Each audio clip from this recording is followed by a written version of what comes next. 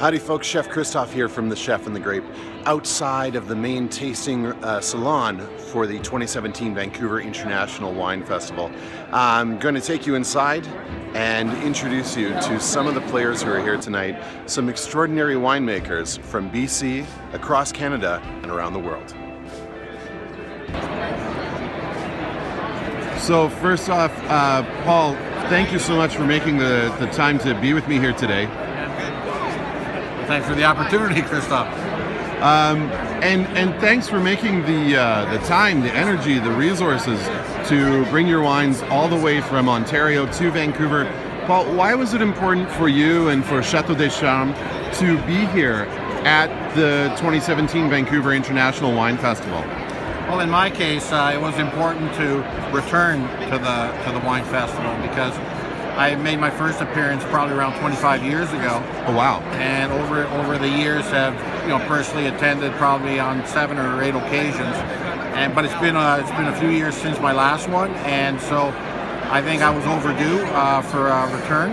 And why would I want to miss a year where the festival is featuring the wines of Canada in Canada's 150th anniversary year? So to me, it was a no-brainer.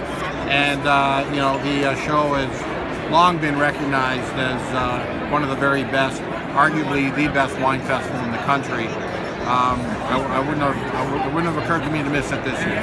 Absolutely. Well, I think a lot of people share that same sentiment. A great feeling of pride. And you brought gifts with you this year. You brought a Blanc de Blanc, which I believe is absolutely world class, not just in its structure, but its concentration, its balance, and its true Ontario terroir nuances.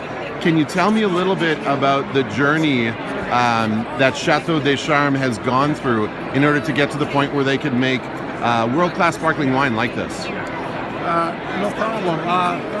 We, long time ago, felt that our soils, our limestone-infused clay loam soils, would be excellent to produce terroir-driven sparkling wine. So we've been producing sparkling wine for more than 25 years. Right. And for almost that entire time, we produced one, which was a brut that was a blend of Chardonnay and Pinot Noir, the classic Champenoise varieties. Right. And but we eventually decided we wanted to stretch our wings a little bit, and starting with the 2012 vintage, we produced a Blanc de Blanc, which is 100% Chardonnay. Traditional method, of course, and followed by more than 3 years of aging on the yeast, which is what contributes a lot to the creaminess, the breadiness that the wine has, its taste profile. So we spared no expense. It was produced very artisanally. We produced only 238 cases, which is not a lot, and most of it is sold right at the vineyard. But I felt it was important to bring it to the show to show people what we can do with sparkling wine. Absolutely. Well, what a treat, and thank you again for making the time to come and for bringing such truly world-class Ontario wines with you. Christoph, thank you.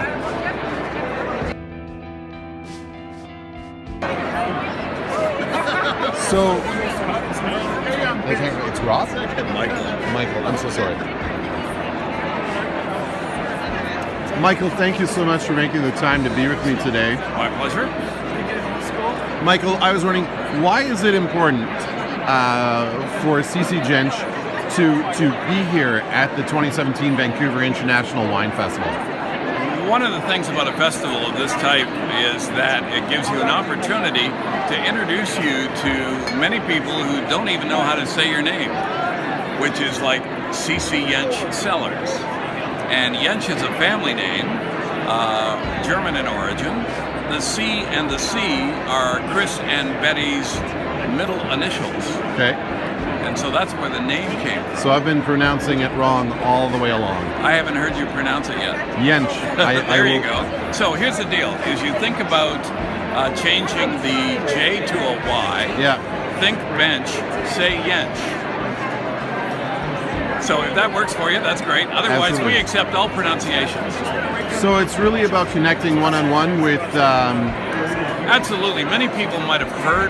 We've been very fortunate in our short history to win a great deal of recognition. And so as a result, people are curious. You're right. And they may not have heard of tasted our wines, but they've heard the name. And so not everybody has an opportunity to come to the Okanagan. Right. And so it's kind of like an outreach program. We like to go where people who may not be familiar with us have a chance to learn about us, be introduced to our wines. Right. And so that's a part of the experience. And people have heard of Cesar Yench because you guys have racked up a fairly impressive list of accolades in 5 vintages. I try not to talk about that too much because I brought it up. Let the wine talk for itself. Right. We do have many awards and recognition over the past 2 or 3 years. I don't like to dust all the medals, so if you come to the winery, there might be a few visual representations of those. Well, gold medal at Decanter is something pretty special, though. Well, that's kind of fun. You know, Yeah. when you pick up a Decanter Asia Wine Awards, they say Best Syrah and Best North American Red. We had a party. Yeah. You know, so that's exciting for us. We're a very young winery.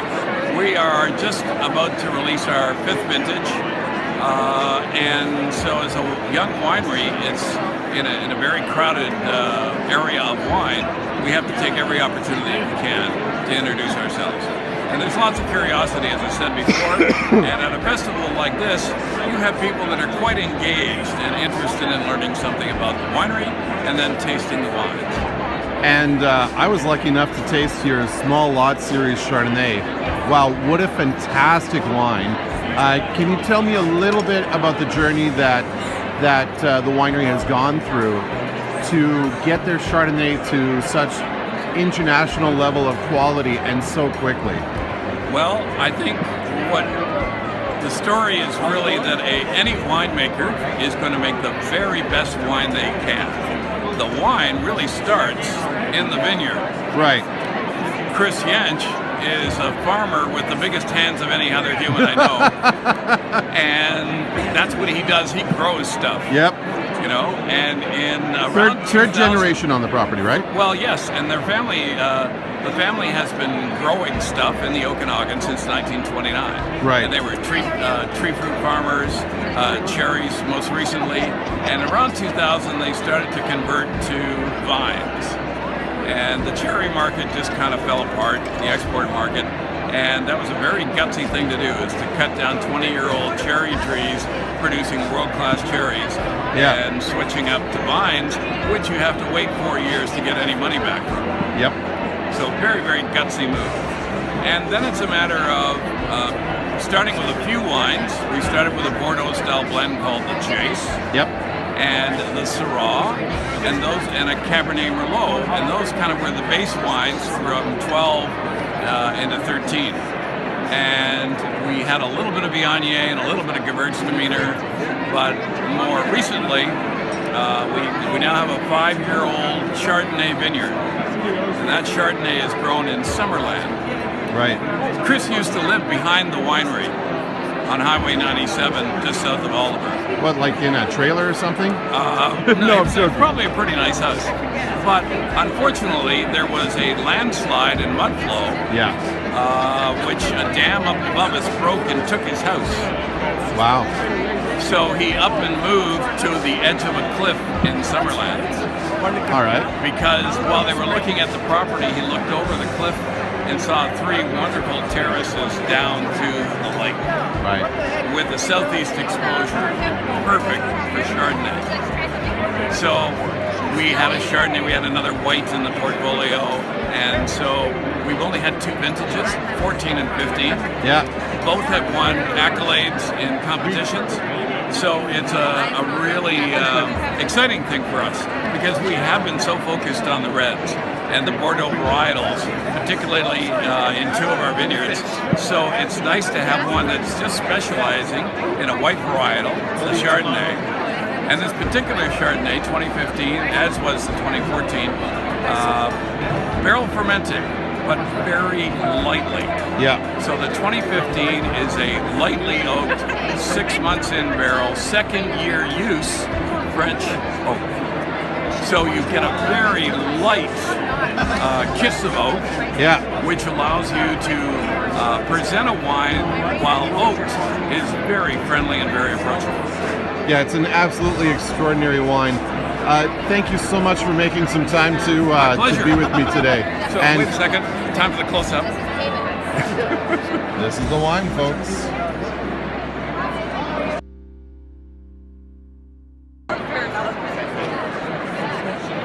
So, Jack, it's always great to be able to share some time with you.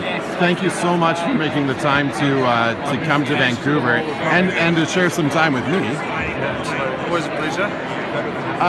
Just wondering, why is it important for one of New Zealand's